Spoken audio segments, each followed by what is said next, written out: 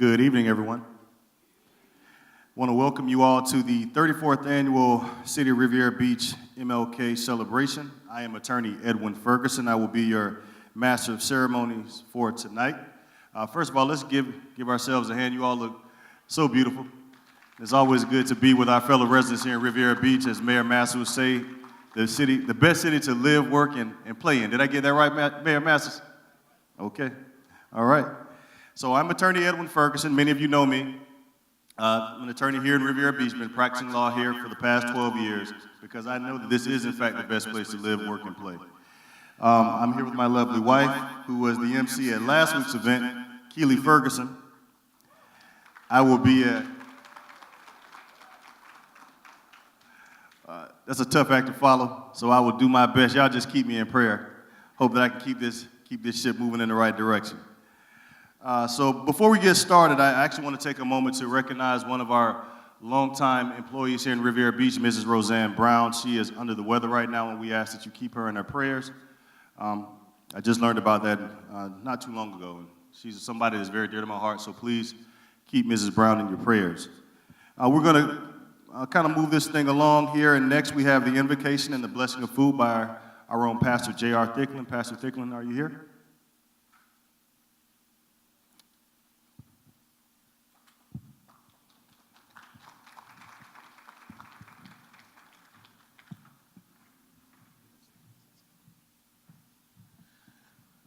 Good evening.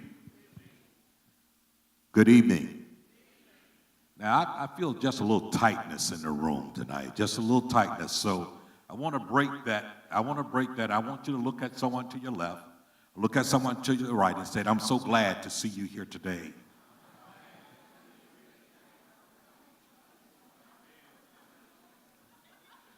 And I really wanted you to do this because I've spoken at numerous of these type things. You know what happens when we have Martin Luther King Jr. celebrations after Martin Luther King Day? People almost act as if, well, this is not the real one. 365, we could celebrate Dr. King and his accomplishments and all that he's done. Absolutely. So with that being said, would you bow your heads? Dear Lord, we come before you tonight and we're thankful for this opportunity to be here to gather. As we gather and we commemorate the work, the legacy, the dream of Dr. King, we thank you today that the dream doesn't end with just a dream. We ask today that you bless our gathering here as we celebrate and as we celebrate our time together, but celebrate our youth, celebrate our adults, but most of all that we move from just commemoration to demonstration, that we move beyond just celebrating to commitment, that we move from just being part of a memorial moment to moving inside of our actions. So we ask today that you would renew us and renew our strength as we celebrate and we recognize those that have put service to good work. So now we ask that you would bless our food that we're about to receive, bless the hands that prepared it. Remember those that are less fortunate than we are and do not have. We ask your blessing in Jesus' name. Amen.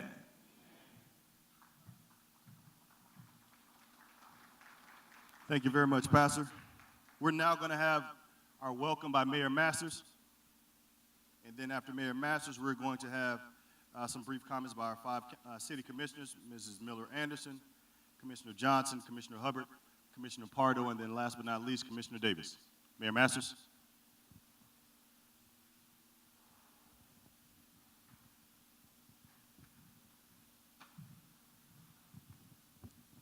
Good evening. Good evening. I'm very thankful to be here tonight to celebrate the life and legacy of Dr. King. I always remember that march on Selma. I begged my mother to allow, I was about 12 years of age at the time, and I begged my mother to let me go with the pastors in Syracuse, New York. We were living there. My mother was teaching school. She said, boy, you ain't going down to Alabama. I said, Mother, I'm going to be all right. And she said, listen, you from California, you ain't going to Alabama because they'll kill you. Well, they did kill 7 people in the march from Selma to Montgomery during that period. I was very upset with my mom for not allowing me to go, but she was right. I'm glad I didn't go. Dr. King was such, I met him several times as a child, as an early teenager. Great man, great work. And he dreamed that 40 years, he prophesied that in 40 years, we would have the first African-American president. Did you know that?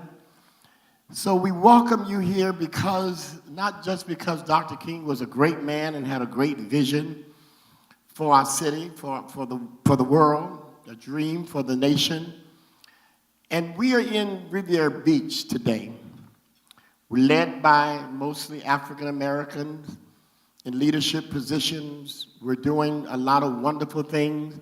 And it was because of the hard work of Dr. King that the civil rights laws were passed, housing, public accommodation, voting rights, and we are enjoying the privileges. We welcome you to Riviera Beach, to the marina. We welcome you to Riviera Beach, the Ocean Mall. We welcome you to Riviera Beach, the only city in the nation that has President Barack Obama intersecting with Dr. Martin Luther King Jr. We welcome you to the city that President Kennedy put his national security bunker on Peanut Island. We welcome you to our city because we have a great city. We are one city, and we are one people, and we are doing great things, making great progress on all levels because of Dr. King and others that led the civil rights movement. Give the legacy of Dr. King a big hand.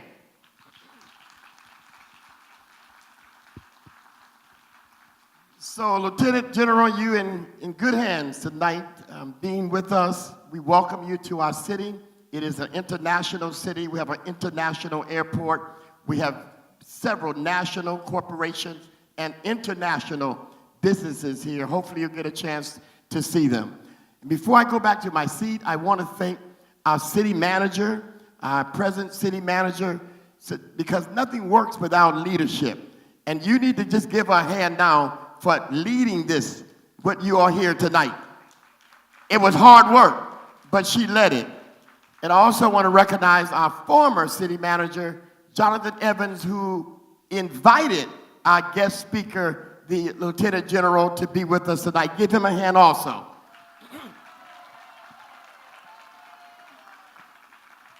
So I go back to my seat. Let me just share with you, I may not be here for the entire event, Bishop Granger's 60th birthday.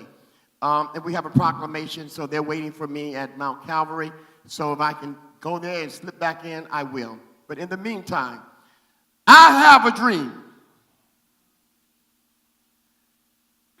One day my 4 little children will live in a nation that they'll not be judged by the color of their skin, but by the content of their character. I have a dream. Thank you very much.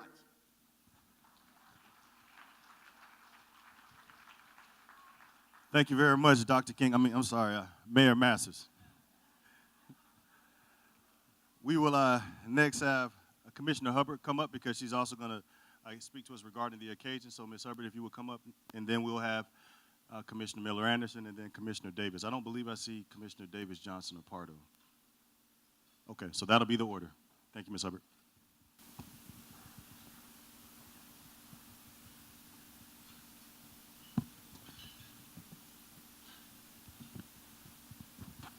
Good evening, dear friends, colleagues, distinguished guests, and neighbors. We gather today to honor a man who used his short time with us to make the greatest imprint on social and economic injustices within our community. His indelible actions have left a lasting impression on me personally. Dr. Martin Luther King Jr. was not always well received when he stood fast for what he believed in. What makes him so remarkable is the fact that he never wavered. Even when things did not make sense and his followers doubted him. One of his most famous quotes stated, "Call it democracy or democratic socialism, but there must be a better distribution of wealth within this country for all God's children." Our speaker today, Lieutenant General Andre, was able to turn Louisiana's darkness into light by taking command and being the driving force of change, no matter the obstacle. This poem capsulizes the true meaning of this occasion. The day will come when the city of Riviera Beach will be judged not by the level of crime and poverty, nor by the splendor of its enormous new buildings, but by its ability to cherish and retain its natural resources, and by the well-being of its people, by their level of health, nutrition, and education, by their opportunity to earn a fair reward for their labors, by their ability to participate in the decisions that affect their lives, by the respect that is shown for their civil and political liberties, by the provisions that are made for those who are vulnerable and disadvantaged, by the protection that is afforded to the growing minds and bodies of their children. Let us all enjoy this evening and welcome.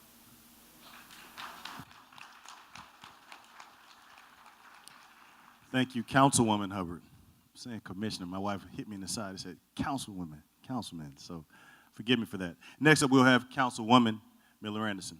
Councilman.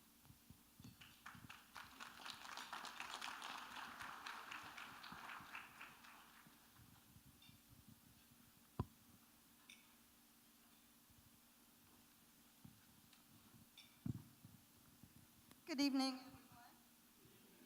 I don't know if the mic is up, if we can get a little volume on the microphone. Just want to say hello to everyone. Welcome everyone here this evening. The room looks beautiful, not because of the decoration that's in here, but because of all of you beautiful people that are here tonight. Many of you have served on a number of boards. You've participated in a number of committees that the city has held each year. And it speaks to your commitment to the city of Riviera Beach. And we certainly appreciate all of your efforts. We appreciate all of your time that you spend. And it's just a great feeling when we all come together during a time such as this. We've had a number of activities that have taken place during the Martin Luther King Jr.'s week.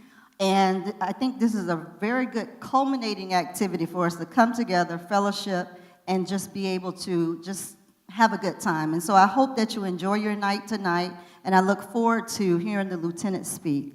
Thank you so much. Have a good evening. Thank you very much, Councilwoman Miller Anderson. Next, we'll have Councilman Terrence T.D. Davis.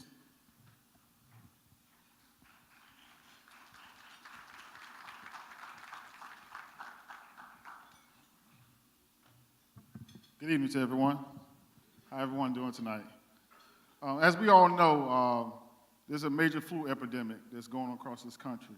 And let's please keep one of my colleagues in prayer, Ms. Pardo. She really went down with a serious flu issue that's really been, as you can see, it's hitting a lot of folks and hitting a lot of folks in our family. So please keep her in your prayers, as well as Ms. Roseanne Brown. When you think about Black History Month, we think about Dr. King, and not just only Dr. King, we think about all those that never made the storyline. We have a lot of great storylines that have people made all these major sacrifices for people of all forms of shapes and colors. But everyone didn't have a name. We all have a number, we all have a purpose. This city has been growing through a lot over the last few months, and as the only young Black male that was raised in this city that served on this board and has been given back, I take great pride as I ask you to help fight for the positive things that happen in this city. This event represents the positive energy that this city has been given. In a few weeks, we get ready to put out our RFP out in the street to talk about phase 3 of our privatization of the Master Development Agreement. You will see a hotel. You will see affordable housing. You will see an entertainment district. They will mark and comply with the Peanut Island, which is a great tourist district. Palm Beach County is part of $1.9 billion of tourism. And I'm going to say it again. $1.9 billion of tourism, number one in the country, and that tourism run right through the hub of this port in this great city of Riviera Beach. Thank you all for coming to this wonderful event. Keep sharing love in this city, and always remain positive, because that's what Dr. King will want from us all. Thank you.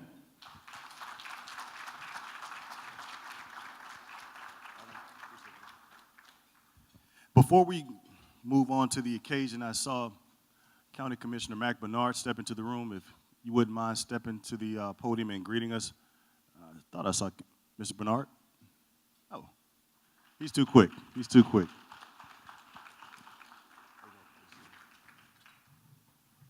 Hey, where's my other MC? No, I don't want you to be my MC. You can switch up. Oh, I'll switch up. My name is Mac Bernard, your county commissioner. I represent District 7. It starts all the way from Lake Park, all the way down to Delray Beach. I am so happy to be here.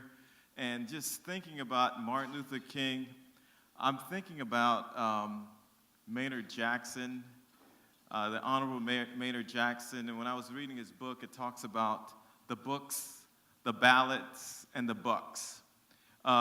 We have so many teachers who are here, principals. It's so important for us to continue to educate our kids in Riviera Beach to do well. Specifically, we've seen the work in Washington Elementary School. After you take care of the books, you have to make sure that you vote, and that's the ballots.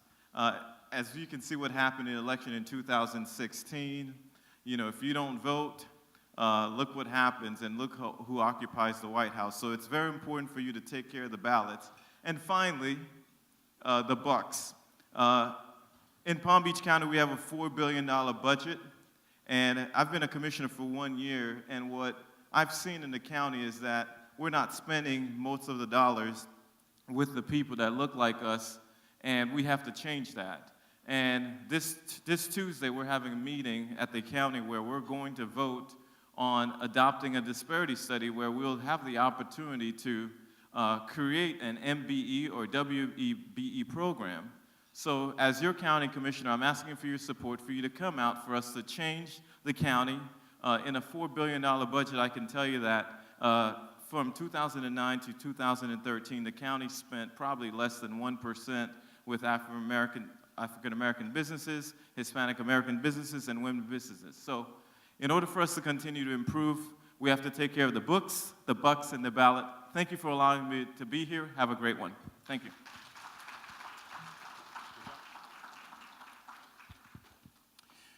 I'm going to add one little item to the program. I see certain people here with placards on. I want all persons who are presently running for office here in Riviera Beach, if you wouldn't mind standing so we can recognize you. I believe I saw Councilwoman Miller Anderson, Mrs. Botel, Keith Golden. I can't give y'all the mic because we don't know where that'll go. But I did want to take the time so you all can be recognized by the persons here. And we also want to thank Ms. Pardo, based on what Councilman Davis said, she's ill with the flu, but she's also running for election too. Thank you for coming out. And now because I'm getting kind of hungry, those hors d'oeuvres are kind of worn off. They were really good, but that was about an hour ago, so I'm a big boy. I need to grab a little more substance. Councilwoman Hubbard, where are you? I got to ask you to come back up to this podium one last time for the occasion. Or did you do the occasion the first time? So we rode your occasion and comments all together? Okay. Well, the food is already blessed, so let's eat. And I will be back up in 30 to 45 minutes, I suspect. But yeah, we'll break for our dinner. Thank you. So, did everybody enjoy dinner? Did everybody enjoy dinner? I only hear about half of you saying something now. Did everybody enjoy dinner? All right, so we want to take a brief moment to recognize the chefs who prepared the hors d'oeuvres and also the dinner that everybody seemed to enjoy. I was told the chef would be standing right here on the sideline waiting for me to recognize him or her, but I don't see the chef. Chef Winston. Yes. Chef Winston, raise your hand. Or He's inside? If he would be so kind as to come outside for a brief moment. Yeah, okay.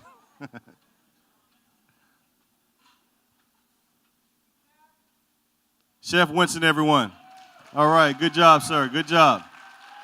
All right, all right. Okay. Back to it, Chef. All right.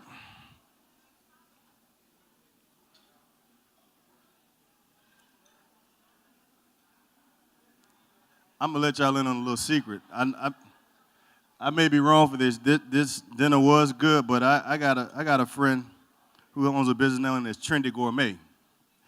Will have you biting your fingers off. No, I may be wrong for saying that, but hopefully in the 35th annual MLK celebration, we may give some consideration to Trendy Gourmet.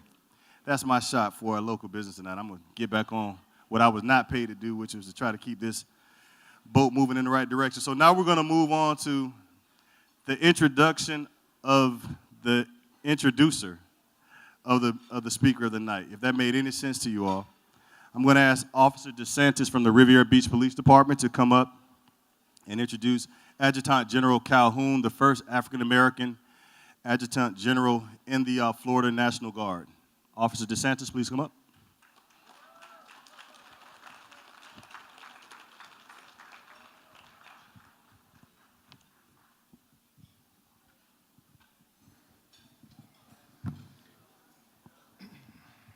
Good evening, ladies and gentlemen. You all look wonderful this evening. Thank you for being here.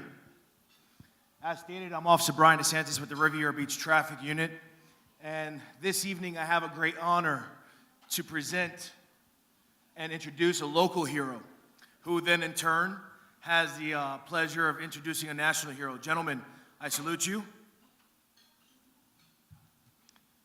As a 12-year military veteran, I would like to introduce Major General Michael A. Calhoun. Major Calhoun, who's a Riviera Beach native. Yes, let's hear it. He's a Riviera Beach native, yes. Major Calhoun enlisted into the Florida Army National Guard in 1977 after graduating from the Florida A&M University.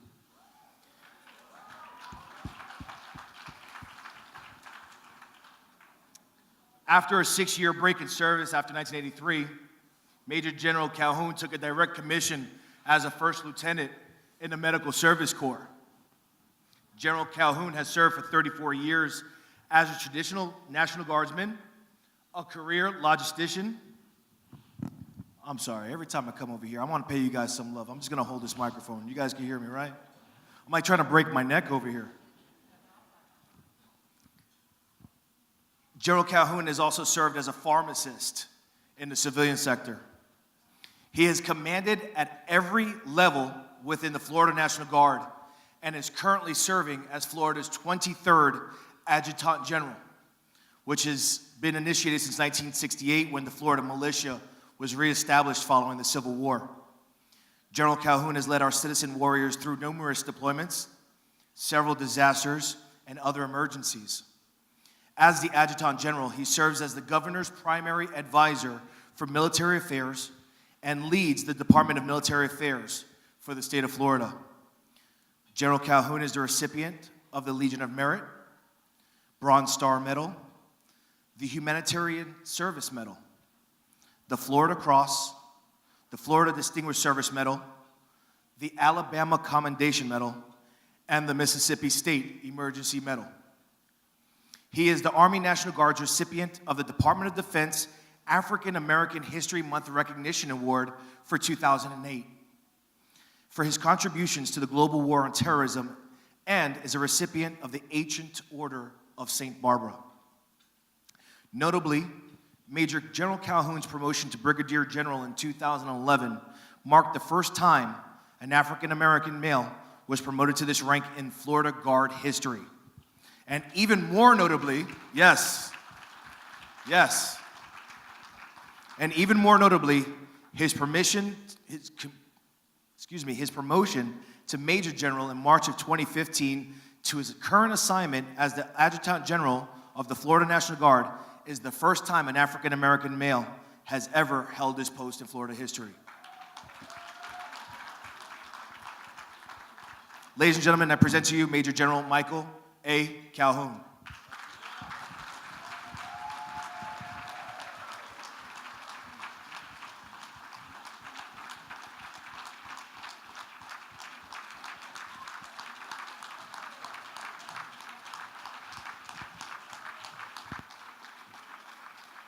Thank you. I didn't know I was going to get all of that. So now there's a little pressure here. Hey, Mayor Masters, elected officials of the city of Riviera Beach, and the citizens, it's always nice to come home, and it's nice to come home and get applauded as opposed to get booed. But let me tell you, I am honored to be here this evening and be invited to partake in MLK ceremonies and the gala that you're having this evening. I'm even more honored to stand before you and introduce a person that I believe is a pioneer and a legend of our times, and that is Lieutenant General Russell Honore. Lieutenant General Honore grew up on his family's farm in Pointe Coupé Parish, where the whole family worked on the land.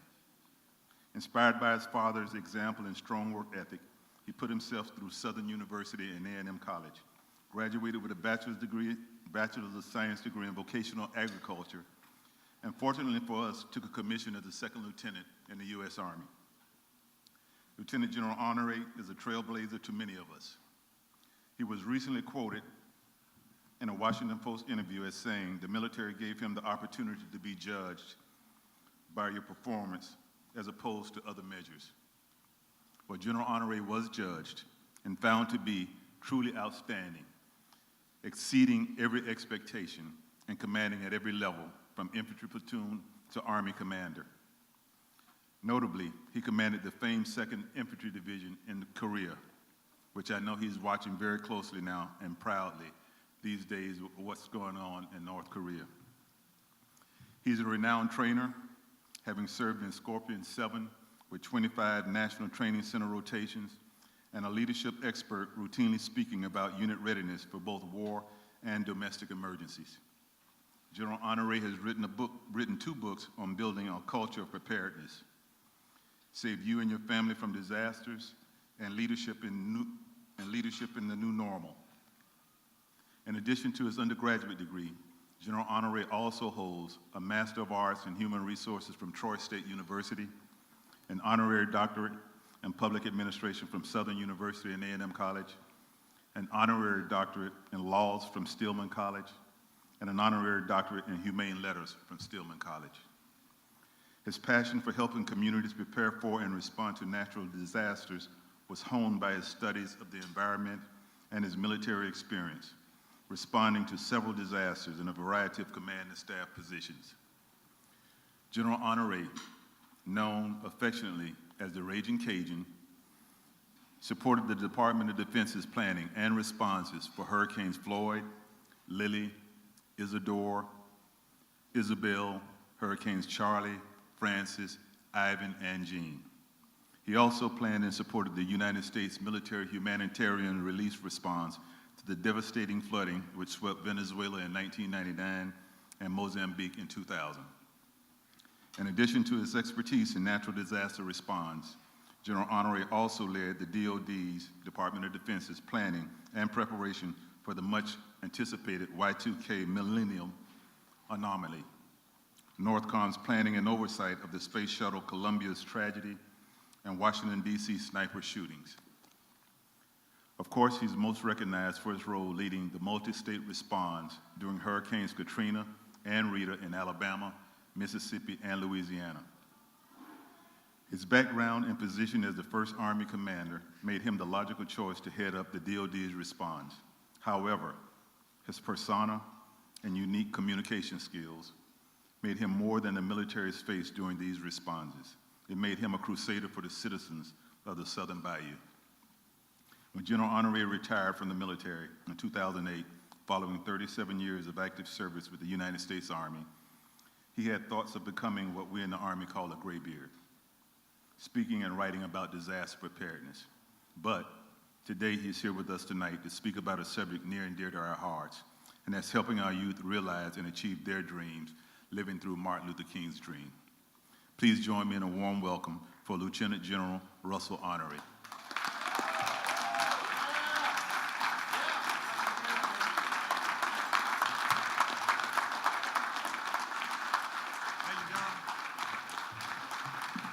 Very kind words.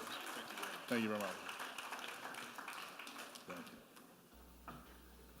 This new task force that is being established to deal with Katrina, who will be in charge? Who will run this operation? A 1-star, a 2-star, a 3-star, or a 4-star general? Our understanding at this point, Wolf, and the announcement is not officially out yet, is it will be a 3-star Army general. It will be. This is a complex problem. It's called a disaster. Look up the meaning of a disaster. Friday, September 2nd, 4 days after Katrina hit, the cavalry has arrived. Hey, weapons down! Weapons down, damn it! Put the weapons down! All I have to say this morning is hooray for Honoré.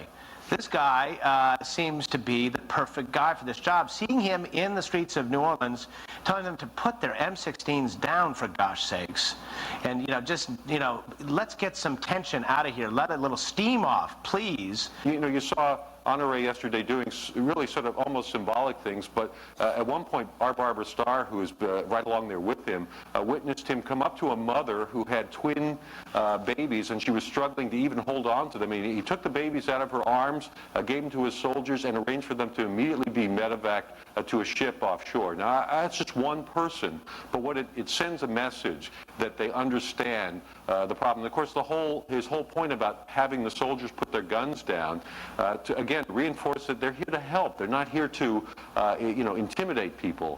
Well, I'll tell you where blame doesn't lie, and that's with a straight shooting, take charge, John Wayne dude who never got stuck on stupid. He was exactly what the Gulf Coast needed right after Hurricane Katrina. Don't get stuck on stupid, reporters. That's BS. I will take that on behalf of every first responder down there. It's BS. That's right. We'll never forget General Russell Honoré's one-liners, but we'll remember what he did for the hurricane victims even more. When President Bush assigned this Louisiana-born general to command Joint Task Force Katrina, Honoré knew this would be one of the most difficult missions in his career, but he was ready, and he became an overnight hero.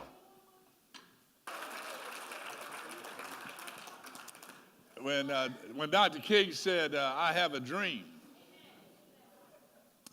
I think this is what he envisioned. That one day in this nation, we could be here in this place tonight in a primarily minority community with a minority-led government introduced by a major general, introducing the lieutenant general, that are judged by their character.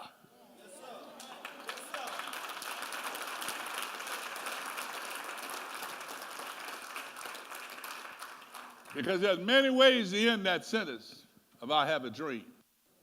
We have come a long way. There's no doubt about it. We have come a long way.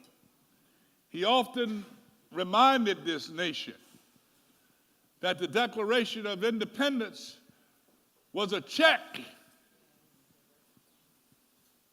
That 238 years ago, when this nation fought against the British to win our freedom, lost in the annals of history was the fact that 20% of General Washington's troops were African Americans. Many of them came from SH countries.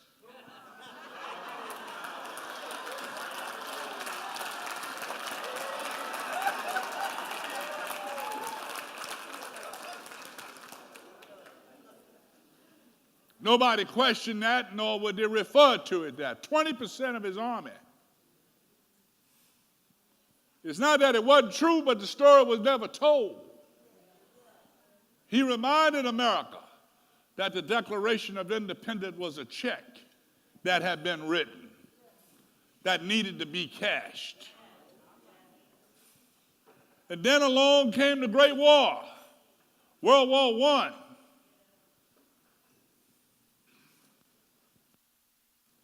In 1918, when this nation went to war, there was a regiment of African American soldiers training in North Carolina.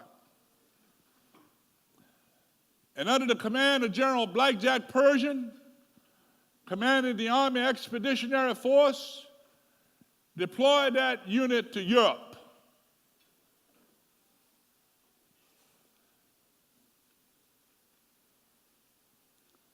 And upon arrival to Europe, there were a National Guard unit that had been mobilized, sent to Europe, and the Congress of the United States wrote a note to General Pershing. Said, don't let those black soldiers fight, because if they come back, they're going to want social justice. They deployed them. If you want to read the story of the Harlem Hellfighters. And if you don't like to read, it's on the History Channel. Get one of your kids to pull it up on YouTube for you. You need to know this knowledge. Because what Dr. King was doing was from a position of knowledge. He was holding his nation accountable to its conscience. That this check was written and paid for in the blood of those who had preceded us, serving this nation.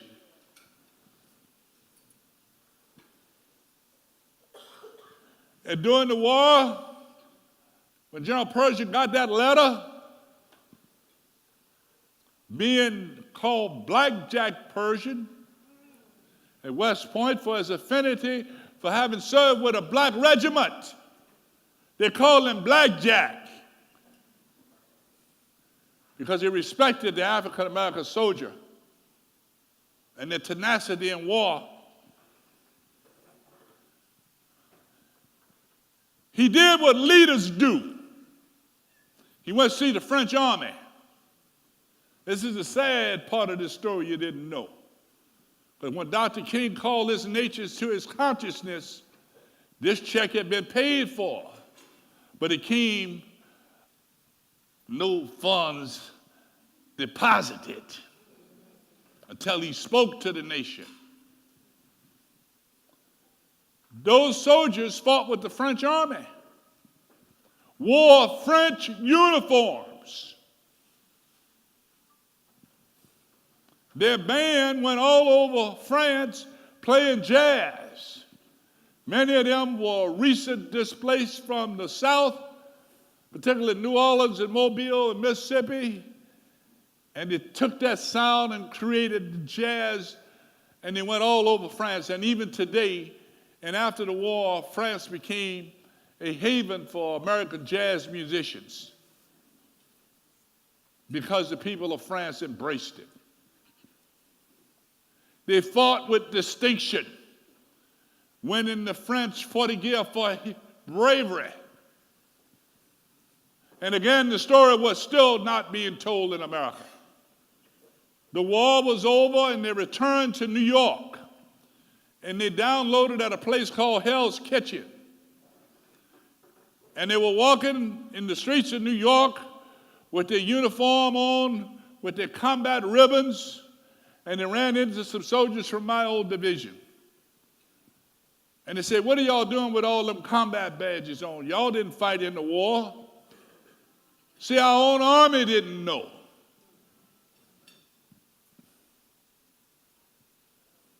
This is the 100-year anniversary of World War I, called the Dark War. And this story still hadn't been told. But Dr. King knew. He knew. And when he held this nation accountable, he knew he had the right to do it, the moral right to do it, to end segregation. And one of the biggest fights broke out during that redeployment in the streets of New York. But the shaming wasn't over with. They went back home, and those same soldiers, all of them veterans of World War I, this is how they were treated. because that's the first mechanized war. But we had massive amount of artillery, and the German introduced gas, chlorine gas, that got into their lungs. And many of them came back home as young men not able to breathe. It was so bad in the communities at that time, the nation had 30 million people volunteered in the Red Cross to take care of veterans in their hometowns. And then people say they were lazy. They called them shell shock. That's what happened to these men. Black and white, but imagine what it would have been in a segregated state, having fought for your nation. It was so bad nationwide during the Depression that a group of veterans from Seattle, Washington, hijacked a train. And they took that train across the nation, all the way to Washington, D.C. And those veterans sat on them all, both black and white, and said, we want our bonus. So all this hoopla you hear about Congress wanting to take care of the military, they take care of themselves first.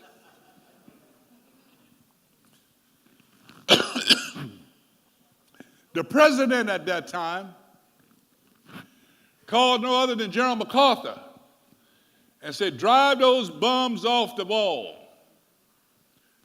Because many of them were suffering from what we call today PTSD, and they didn't know what it was. From that constant bombardment and the shaking of their brain and the trauma of being gassed. We didn't know what we were seeing. And what we can't understand, we demonize. They drove them off of the mall in Washington, put them on ships and barges. And this is where Florida come in, and hurricanes. They shipped some to Florida between Miami and Key West. 1935, they were working in a camp there called the WPA camps. Hurricane in 1935 is coming through. It's now called Hemingway's Hurricane because Hemingway refused to leave Key West. And you know what happened to it? He got flooded out. The whole place got flushed out. What also happened was those veterans working on this railroad line connecting Miami to Key West. The story has been told that the mosquitoes were so bad and they didn't have anything to protect themselves. When they were working and cutting the mangroves, they would take leaves and slap the mosquitoes off each other's back for relief. That's how intense that was, if you can imagine, in that Florida heat, working in those mangroves to build that railroad. Well, the hurricane came. And everybody said, the guy running the railroad said, I'm going to get them out. The Florida governor said, we got them. At the end of the day, nobody got them. And over 200 of those men died building that railroad. Died in a barge.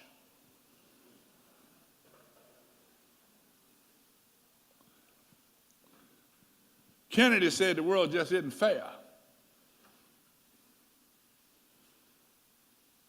Martin Luther King took those stories built up in him and used his spiritual training to test the moral compass and the moral brain of this nation. To say we must end segregation.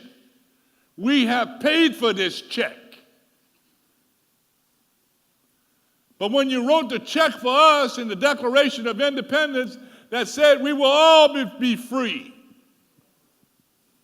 and created equal, our check came with insufficient funds.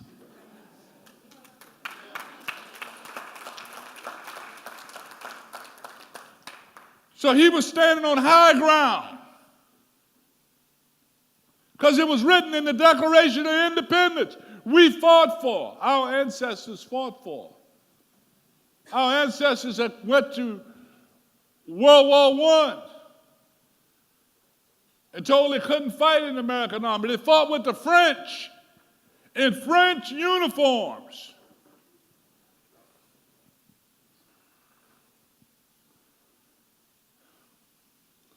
I tell our young people all the time, I work with the Honorary Center for Student Achievement in New Orleans. If you're going to be a leader, you better learn how to sacrifice.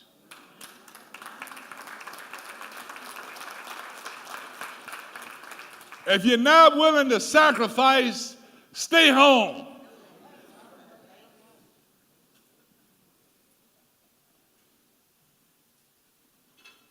Because we have ample examples throughout history where our people have suffered, but they were willing to sacrifice. When Rosa Parks raised her hand, she didn't do it for popularity, but she had to sacrifice.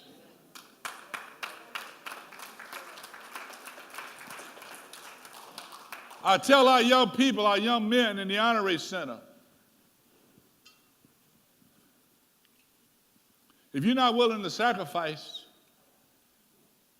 you're not going to be a giver, you're going to be a taker. You're not going to be a loner, you're not going to be a donor, you're going to be a loner. You got to be willing to sacrifice. And the sacrifice our ancestors have made, as amplified through the words of Dr. King,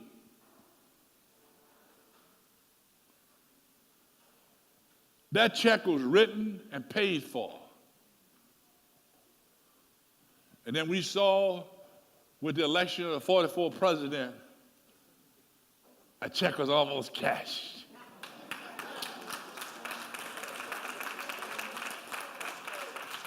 We still have more work to do. And every time I think about, I've been challenged. In the back of my mind, when I was riding into New Orleans on that helicopter, is that a lot of people had sacrificed much to hold that helicopter up I was riding in.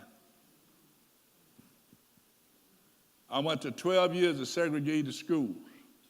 Every time I went to the courthouse, up through the time I got to college, there was a white fountain and a colored fountain. That's just the way it said.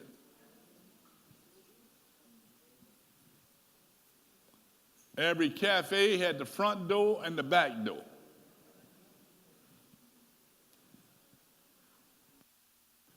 Dr. King challenged this nation to end segregation. Today, we may look like and look back at this as some minor part of history. But when that segregation was ended, it ended and it started a crack that went around the world. Although many nations were far much along with us because they never had segregation that we knew it. And it went into the big continent of Africa with 57 countries in it. It ended colonialism as we knew it in Africa, this movement he started here. And it created the opportunity. When I came in the Army, and I was a lieutenant in 1971, from the time they integrated to the Army till I joined, we had 6 African-American general officers. By the time I made general, we had 35 African-American generals.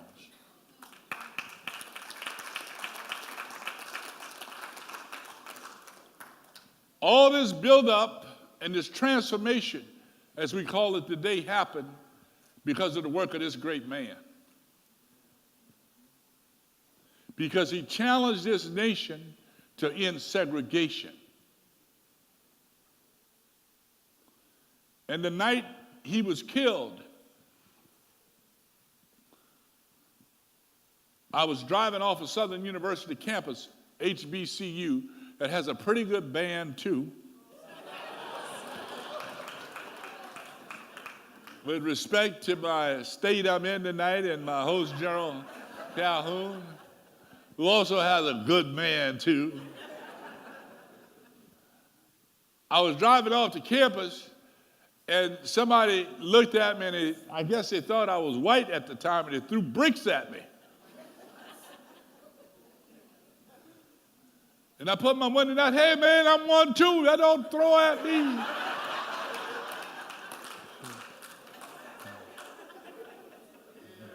We come in all shades down in Louisiana. Throwing at a brother because of that, I mean, come on. I say that just to break the tension that we felt in the city that night. That in many places we burned down our own places. That's how angry people were. Because the dream had been challenged. We had all been taught in high school that the day was coming, that we needed to get our education, that if we get our education, we could do anything.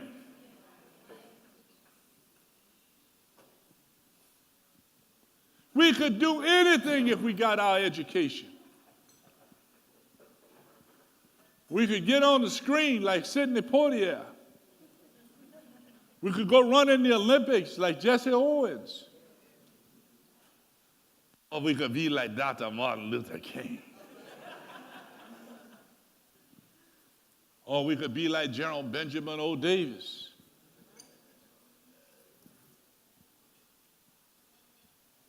We could be anything. And if we look at the challenges in our communities today, we don't have segregation. As we knew it then, you can go where you want. By and large, everybody get the same books.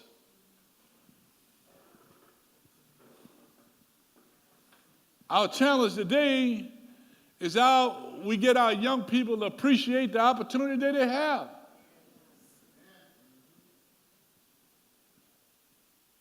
And as I go around the nation, I speak to a lot of Fortune 500 and CEOs, and I'm going to ask them the same thing I asked you. When the last time you had your child read a couple pages to you?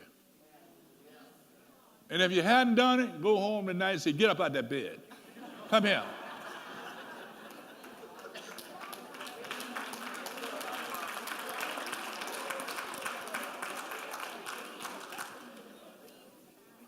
Dr. King challenged us as a people to be the best at whatever we did. If we were a street sweeper, be the best that we could be. And we got too many of these babies growing up and can't read.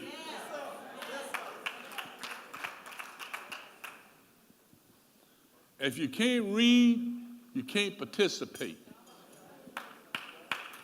The data has clearly shown by the Children's Defense Fund that young people that are not reading at fourth grade level by the time they're 10 years old, that there are cities in America and counties that are determining how many prisons they're going to need in 20 years. Now that's a crying damn shame. In Louisiana, we incarcerate more people than any other state. Any other state. We got the biggest prison in the United States in Louisiana called Angola. Guess what? The majority of the people in Angola can't read. They can't even read at the third grade level. You see what we figured out in the study by the Children's Defense Fund, and if you haven't talked to them, you want to invite them in. Because data will tell you a lot. What that data also show you is if they can't read at the fourth grade level by the time they're 10 years old, then they have over a 45% chance to have a run-in with the law by the time they're 14.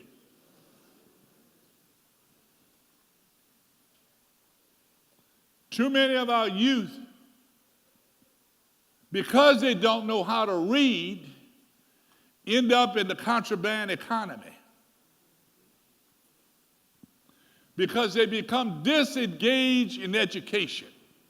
They become spectators and disruptors in the classroom.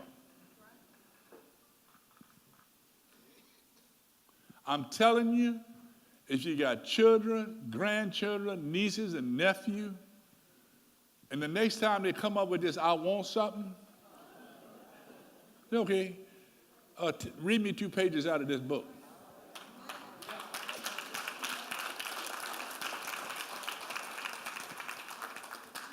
We got to have some proactive leadership. But in our own way, we've got to give up the sacrifice. Because if we want to save these babies, because they'll just build more prisons. The only way to save them is to teach them how to read. Now, I want you to think about who you know. Because in every family, we have people and children that have gone and end up in incarceration. How well did they know how to read? Many of them didn't learn how to read because they had medical issues that were not, what?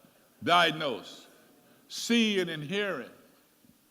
Some of them had cognitive disorders that were not what? Tested. That's the reality of the day. That we don't have a segregation problem. We got a what? An education problem. Because if you can read, you can navigate. You can't do math if you can't read. You can't get a job. You can't run a cash register if you can't read. Entry-level jobs, I think I did them all. Like many of you. I milked cows, waited tables, dug ditches, worked cattle, as we say that, worked cattle. I won't say all the stuff we did, that was enough about that. But you can imagine. But if you want to be a leader, you got to sacrifice. If the child need a tutor, maybe we need to wait next year to get another car.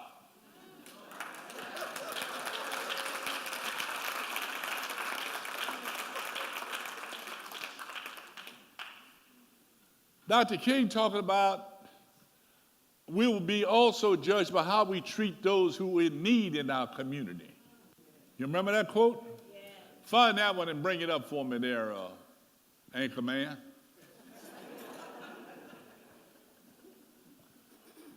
How many hours are you volunteering? How many hours are you volunteering? What are we doing to give back to the least among us?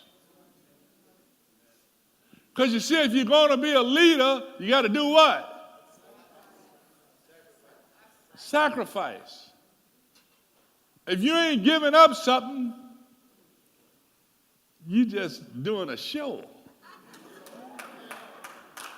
It's like the preacher tell you, if it don't hurt a little bit, you ain't giving enough. But I'm not asking for money, I'm asking for your time. Because in this year, we should not have babies growing up can catch and throw a ball and operate some Star Wars game and can't read.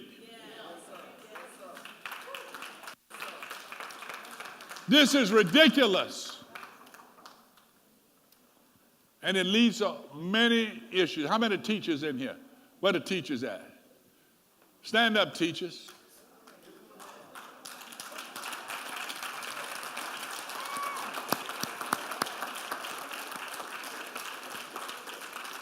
Am I lying or what?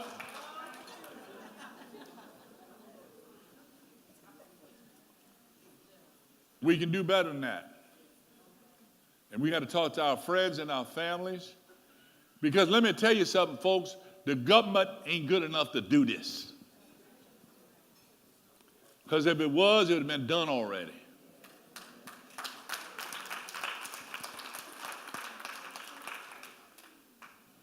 If you go to lead, you got to sacrifice.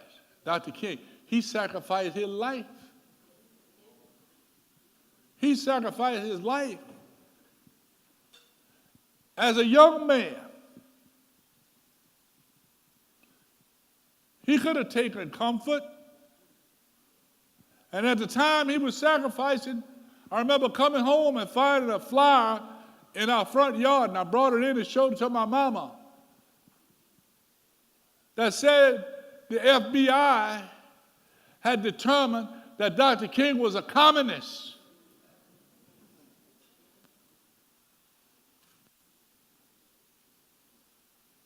That just about scared the living hell out of me. Because they were quoting the government of the United States. I was like 12, 14 years old, somewhere in that range, if you roll it back to what year it was.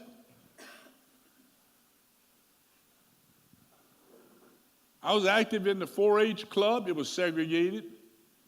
When we went to the county fair, the black cows were in the back and the white cows was in the front.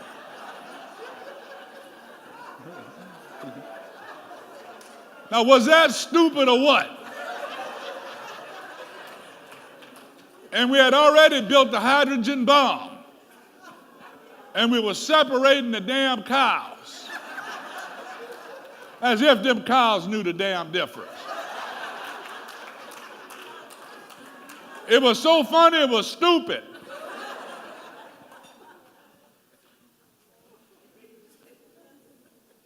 That's how ridiculous we was.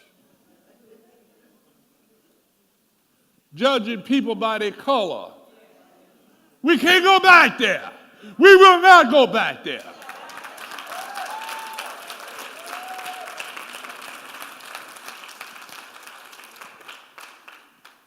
But for us not to slip, we need to be prepared to sacrifice. We have to act like this battle is dependent on us. Individually. There's an old saying in the army, because of a nail, the shoe was lost. Because of the shoe, the horse was lost. Because of the horse, the soldier was lost. And because of the soldier, the battle was lost. We can't go back. We will not go back. Every one of us have to figure out what and how when we can make a difference in these young folks' lives. That must be the legacy of this generation.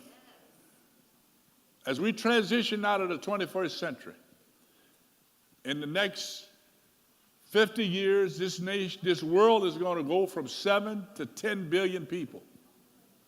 As we speak today, developing nations and poor people around the world, of every 7 billion people in the world today, 2 billion live on less than $4 a day. Think about that. How many of you got kids in school? They buy one of them coffee lot amount of dollars in the morning for $4.85. Think about this, 2 billion, that's like 2 out of every 7 person in the world live on less than $4 a day. Nearly 2 billion people in the world don't have electricity. 500 million of them are in Africa. The continent of Africa don't have power.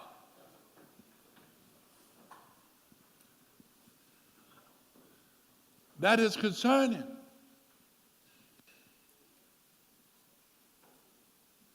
We will never be the nation we could be until the entire world is free. we will never live up to our full potential.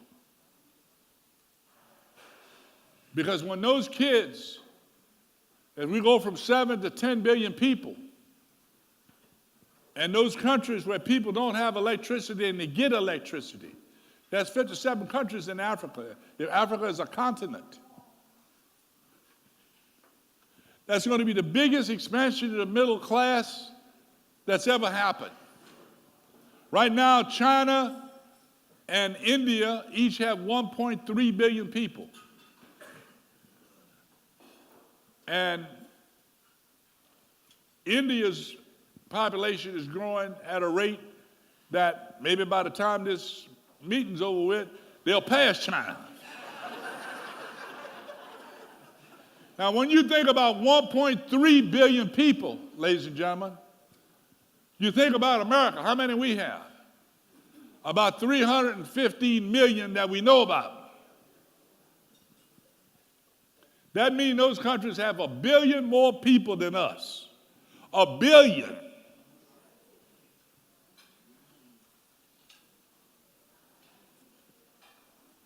We can't beat the world.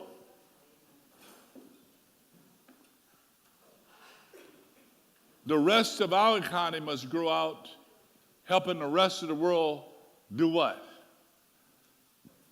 Have a living wage. You can't live on $4 a day.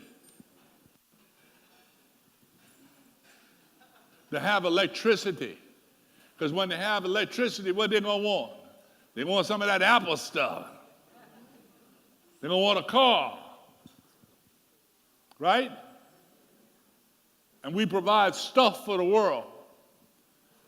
And it'll raise the economy. It'll raise the income of all of our people. So the rest of the world are our friends. So we not only have a national mission, your mission starts right here in this town, on your block, making a difference. Dr. King challenges. He gave his life to end segregation. What have we done with it? What difference have we made? He gave his life. And I think to challenge us, after go to the picture of the two little boys. Y'all saw in the tape we picked these babies up on the streets of New Orleans. The little twin babies were about 8 months old, single mom, walking down the street with a baby under each arm. Behind her was a friend. She had twin boys, and behind her was a friend with a little girl about 9 months old. And she just couldn't go anymore. We grabbed and took the babies from her, as you saw in the film. We evacuated them out and took those two babies. We took them over to the Coast Guard cutters. Those little babies had blood coming out of their nose. They were dehydrated. And I said to myself, what in the hell is going on in America? First thing I want to know, where in the hell are those baby daddies? And who are they? Who the hell is the baby daddies?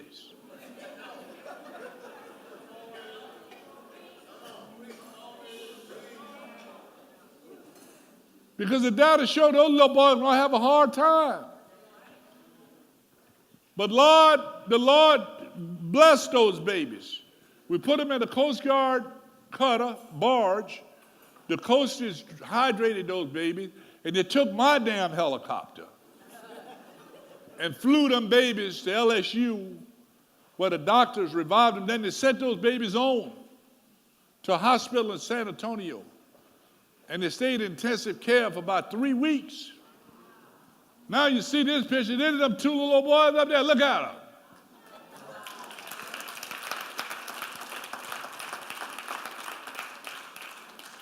I met them again during Hurricane Harvey.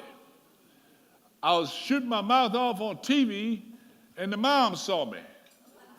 And she reached out to me and said, the boys would like to meet you. So when the water started to go down in Harvey, CNN people set it up. We went out, and you can see the program again on YouTube, and I met these two little boys.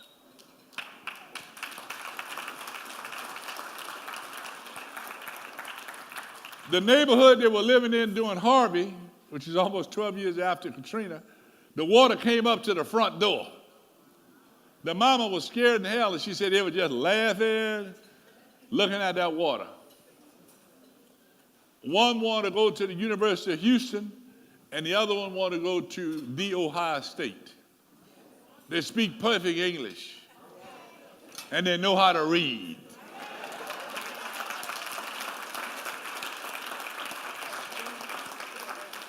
And she's still a single mom, working 2 jobs, raising these little boys. And they inspired me to start the Honorary Center for Student Achievement in New Orleans, where we have 26 young men in college. They got a full ride in school. The only payback is we ask them to spend 2 years teaching when they get their degree. The first 3 graduated and said they didn't want to teach. I said, if you don't want to teach, I don't want you in the damn classroom. Have a good life with your degree in your hand. But you know what? They found other ways to give back by mentoring in high school as they've started their first job. And that is good enough.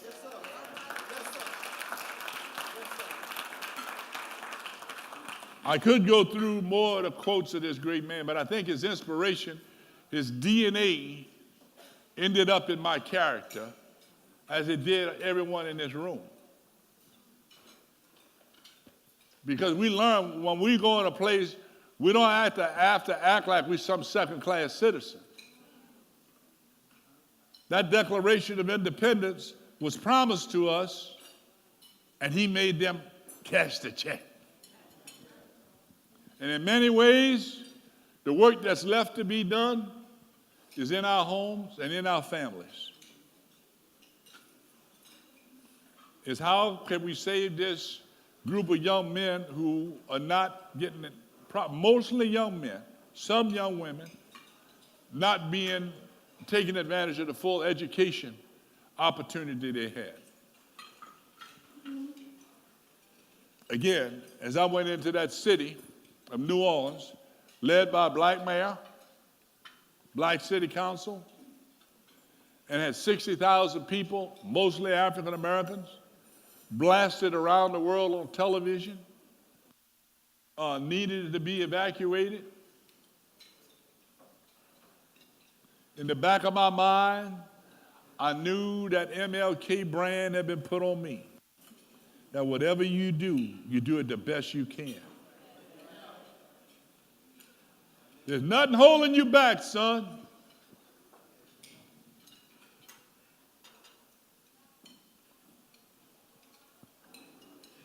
And if it was easy, it'd have been done already. But I was mindful of the fact that people were going to try to do political division. See, Louisiana had its first woman governor. And a lot of them didn't like that. Thank all you ladies for wearing black tonight. With that Me Too movement.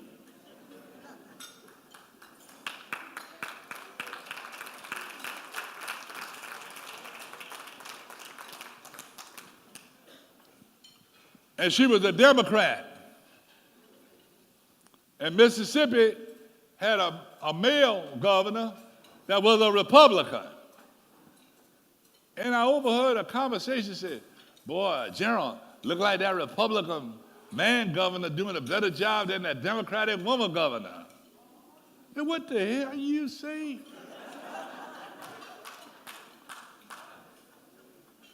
I said, the water went in Mississippi and went back to the ocean.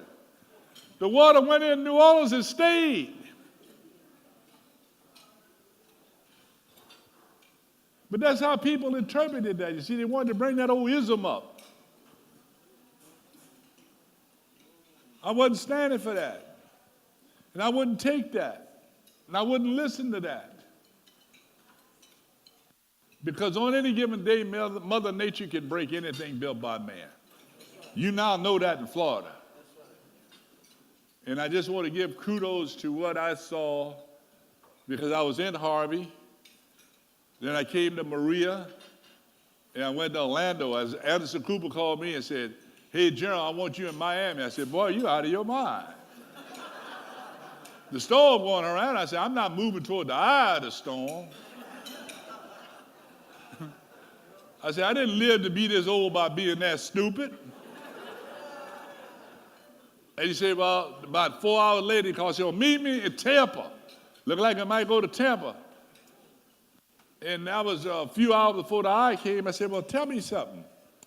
Who gonna meet me outside of Tampa and bring me to you?" And then where I'm gonna stay tonight? After all, hell, I'm retired. I've done all that sleeping under the tree stuff like the General over them doing. Rush don't roll that way, cuz. I said, let's talk safety here a little bit. They ain't but one of me. I said, I'm here for my wisdom, not the sweat I'm going to bring on. I'm here to give you my brain power, son. So then about 10 o'clock, I said, "Hey, just stay where you are in Orlando, General." And lo and behold, the damn storm went through Tampa and came to Orlando. That damn Irma, I said, that's a bad storm there, boy. But the great news, I watched this magnificent general over here maneuver that Florida National Guard.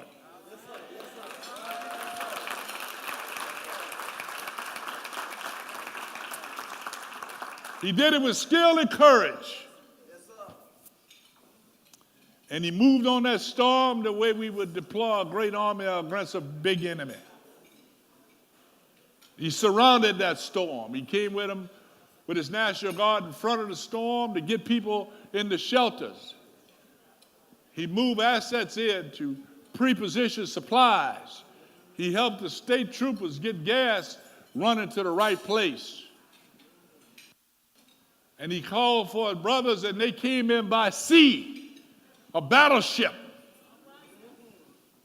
And a lot of that Gator Navy stuff, baton, ships we use in New Orleans.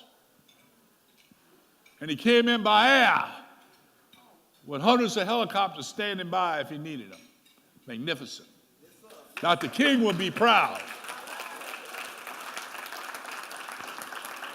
Because when he ended segregation, think about if we still had segregation today.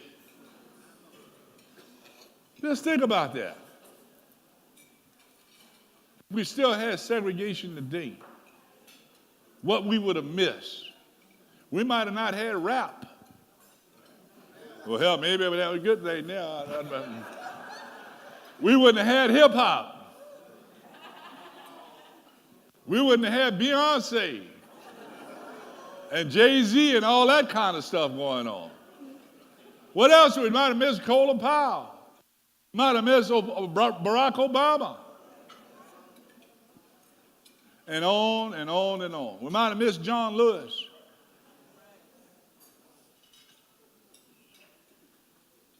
Well, I appreciate you listening. But as Dr. K said, we need you to act. And you don't need to go far. Don't go off to another community. Don't go off to another city and say, I'm here to save you. Grow where you're planted. Inside your family, inside them grandchildren of yours. All right? And it all come. A general taught me one time, if you walk past a mistake, you just set a new standard. If you let that baby come to that table with that thing in the hand, looking at it, and you don't say nothing, you just set a new standard in your house. You want something, you work for it. You want something, let me hear you read this passage. And I'm asking you, every child you challenge them to read. You with me? I didn't tell y'all a joke. Everybody need a joke, right? I'm about to get the hook because I got some stuff going on. But after Katrina, I went to Southern and they gave me my first master's degree. So I just bought my wife then a new car. And we were driving out in the countryside after the ceremony, and we pulled up at this gas station, brought up one of them brand new SUVs, and I was putting gas in the car, still had my uniform on. This old guy named Guy LeBeau came out and said, "Russell, is that you?" I said, "That's me." He said, "Man, you did a good job in Katrina." I said, "It's your place?" I said, "Yeah." He said, "We're doing good. We got 3 bays. We got about 6 mechanics. We pumped so many thousand gallons of gas a week." I said, "That's good." He says, "That Beverly up there?" I said, "Yeah." So he went up there and he's talking. What the hell they talking about like that? So I got in the car trying to be a wise, and I looked at her. I said, "You married to the first Army commander. 500,000 troops were responsible for training and deploying Puerto Rico, Virgin Islands. You live in the big house in Atlanta with a house assistant." She said, "Where you going with this?" I said, "Didn't you used to date that guy?" She said, "Yeah." I said, "If you had married him, you'd be the first lady of this damn gas station."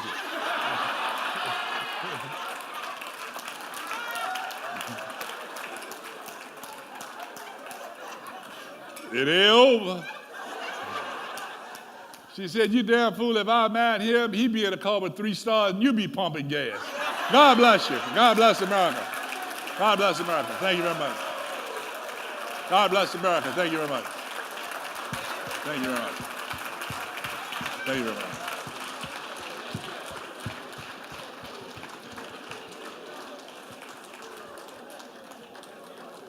If you're tweeting anything from my book, the first 5 people come out, I'll give you a free book.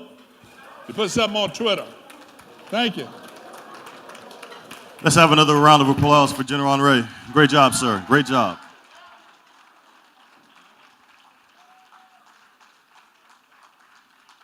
And as General Honore said, he'll be signing books out near the exit area, so please feel free to purchase one of his books. I believe he has 3 books that he's published. At least I was told he has 3 out there, so feel free to purchase them all.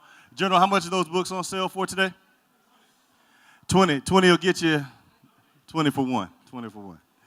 All right, so we're going to move on. The hour is drawing late. We just want to recognize a few of our local residents. First of all, we'd like to take time to recognize Miss Jessie Gray. Mrs. Jessie Gray is actually not here today. She's dealing with sickness in her family, but if we could just give a round of applause to Miss Jessie Gray, Senior Citizen of the Year here in Riviera Beach. Mrs. Jessie Gray. Also, we'd like to take time to recognize our Citizen of the Year, Mrs. Nikisha Freeman. And I'm sure you all have read the brochures. We know that she's one of our local entrepreneurs in town. Ms. Freeman, if you wouldn't mind coming up so we can hand you this beautiful plaque. As I said, Mrs. Freeman is one of our local entrepreneurs in town, and she thinks enough of our kids to help teach them entrepreneurial skills in terms of creating fine necklace wear, as you see on her neck today. So thank you for all you do. Thank you, everyone. Thank you, Jackie. All right. And this is her husband, in case you all didn't know, Mr. Freeman. We also want to take time to recognize Mrs. Katrina Granger. I'm not sure if she's here today, but many of you know that she's the principal at Washington Elementary, and she's doing an excellent job helping to teach our kids. I'm sorry? I said it was getting late. I apologize. At Bethune Elementary in Riviera Beach. But we also know that she, too, is doing a good job there as well, helping to raise the standards and performance of our kids there. So let's please recognize her as well. She's our Community Partner of the Year. And I don't believe Pastor Granger is here tonight. Additionally, we want to recognize Mr. William Booker. He's our Customer Service Employee of the Year. Mr. Booker.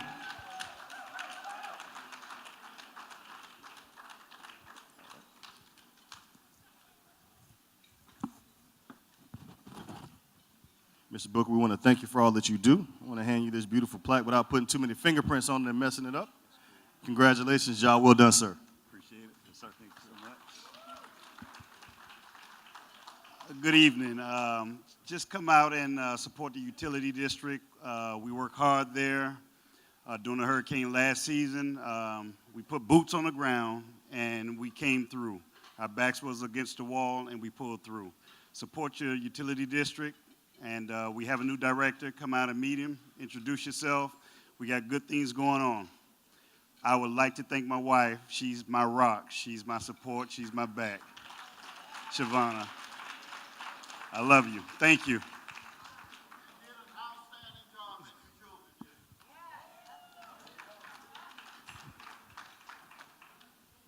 Thank you very much. We also want to recognize someone I refer to as a general, Ms. Deborah Hall McCullen. She's our Employee of the Year. Many of you know her at the clerk's office here in Riviera Beach. Come on up, Ms. Deborah.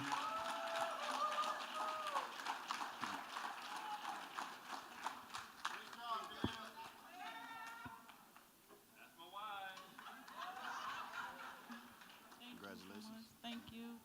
Thank you, everyone. I just want to say that I am truly honored and I'm just so blessed. I cried for 3 days when I found out I had been selected Employee of the Year for the city of Riviera Beach. And as many people know, I really, really do love Riviera Beach. I really do. Born and raised here. I live here. I'll remain here.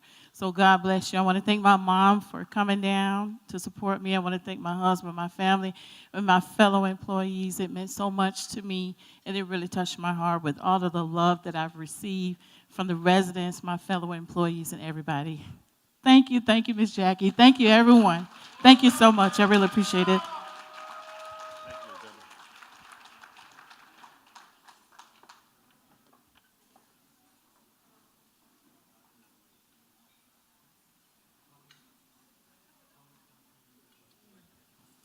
We want to recognize our Business of the Year, Tony Subs. I'm sure many of you know Tony Subs has been a long time business partner here in the city of Riviera Beach. We want to recognize Tony Subs, who I believe is moving to a new location pretty soon in the CRA district. So thank you to Tony Subs for being a local partner and supporting Riviera Beach. Thank you. Is she here? I didn't see her. Is Mrs. Sandra Edwards here? We want to also recognize her, and that was the Freudian slip. She's our Principal of the Year, and she does work at Washington Elementary, which again is one of our schools that has grown by leaps and bounds. And we want to say thank you to her and her staff at Washington, and really all the elementary school principals, teachers, and administrators as well. You all have a very challenging job, and you do it every single day, and we're very proud and appreciative that you are here in our community. So we want to thank you for that. Also, I want to bring back Mrs. Freeman. I guess she didn't realize that this is her 15 minutes, so please share and tell us about your company. Okay. I didn't know about this, you all. I wasn't prepared. However, they always say, stay ready. I'm ready. I just want to thank God first, because if it wasn't for God, I wouldn't be here. Shout out to my mom, my mother-in-law, my husband. My husband is my rock. My husband is my backbone. And everywhere I go, he's there. My son, Romeo, my daughter, Champagne, and my best friend, Tanisha. I was gifted with the gift of jewelry creativity. And once I start creating, God said, you have to do something. So he gave me the name Freepreneurs. Freepreneurs is a group that I came up, a program that I do for young kids, young girls, 7 to 16. And we have to teach these girls how to be ladies. We have to teach them how to love themselves. We have to teach them how to empower themselves and empower their peers, because they're going to be the leaders of the next generation. They're going to be doctors, lawyers, teachers, caregivers. They're going to be over my money because I'm going to be a millionaire. So I want to make sure that money right. They may even be the next president. So I take them by the hand, and they take their peers by the hand, and I'm bringing them up, and they're going to bring the next generation up. So, Jackie, thank you. Thank you again. Thank you, everybody. Good job. Thank you, Mrs. Freeman. Thank you for those words of encouragement. We're almost done. Well, first of all, let's recognize our Youth of the Year, and then I'm going to hand the mic over to Mayor Masters. He has something he wants to say to us all. But the Chargers cheer and dance team, I'm sure you all know they have done exceedingly well. I believe they just recently performed in a national competition in Orlando. Is that correct, Mr. Blankenship? Virginia. I heard Orlando at one of the city council meetings, but anyway, they've gone to Virginia, and they constantly represent this city very well. So let's give her a standing ovation for our Chargers cheer and dance teams. They represent the best of Riviera Beach, so let's let them know that we really appreciate everything that they do. And now, last but not least, Mayor Masters. Shall we stand, please? We're closing. We'll have our benediction. Let us give a round of applause to our special guest speaker, Lieutenant General Honore. Didn't he do a good job?